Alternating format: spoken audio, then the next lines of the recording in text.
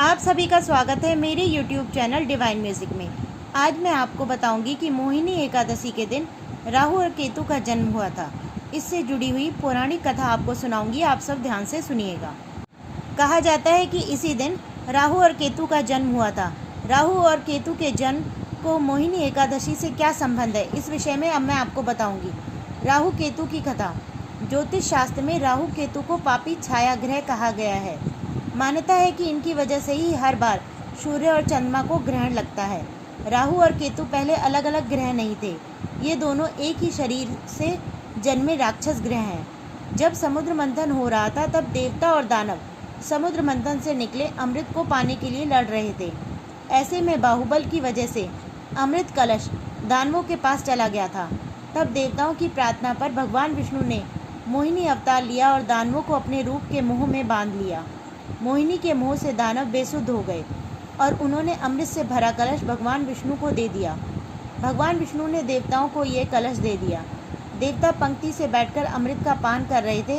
ऐसे में एक राक्षस स्वरभानु भी भेष बदलकर इस पंक्ति में था और धोखा देकर उसने अमृत का पान कर लिया। लेकिन उसी वक्त सूर्य और चंद्रमा ने उसे पहचान लिया और भगवान विष्णु को उसकी सच्चाई बता दी। भगवान विष्णु ने क्रोध में आकर स्वरभानु का सिर धड़ से अलग कर डाला। चूंकि स्वरभानु अमृत का पान कर चुका था, इसलिए उसका वध नहीं हो पाया और उसका शरीर दो राक्षसों में बंट गया। उसका सिर राहु कहलाया और धड़ केतु कहलाया।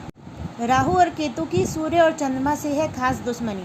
चूंकि सूर्य और चंद्रमा ने ही स्वरभानु को देखकर उसकी सच्चाई भगवान विष्णु को बता दी थी, इसलिए राहु और केतु सूर्य और चंद्रमा से दुश्मनी रखते हैं। ये दोनों ग्रह समय समय पर सूर्य और चंद्रमा के ग्रहण का कारण बन जाते हैं। सर्प की आकृति वाले राहु और केतु के चलते ही सूर्य और चंद्रमा पर ग्रहण लगता है। राहु और केतु अमृतपान के चलते मर नहीं सकते और ये हमेशा सूर्य और चंद्रमा को ग्रहण लगाते रहेंगे। राहु और केतु भी जातकों पर ज्योतिषीय असर डालते हैं। कहा जाता है कि जिसकी कुंडली में राहु और केतु मजबूत स्थिति में होते हैं, उनकी ज़िंदगी में परेशानियां कम होती हैं। वहीं जिनकी कुंडली में राहु और केतु नीच स्थिति में होते हैं, उनकी ज़िंदगी में काफ़ी परेशानियां आती हैं। राहु और केतु का दोष लगने पर व्यक्ति तनाव और अनिद्रा का शिकार हो जाता है।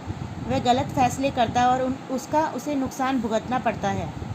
अगर आप चाहते हैं कि आपकी राशि में राहु और केतु देव शांत रहें, तो आप अपने बाथरूम को हमेशा साफ रखें। घर में शीशे टूटे हुए ना रखें।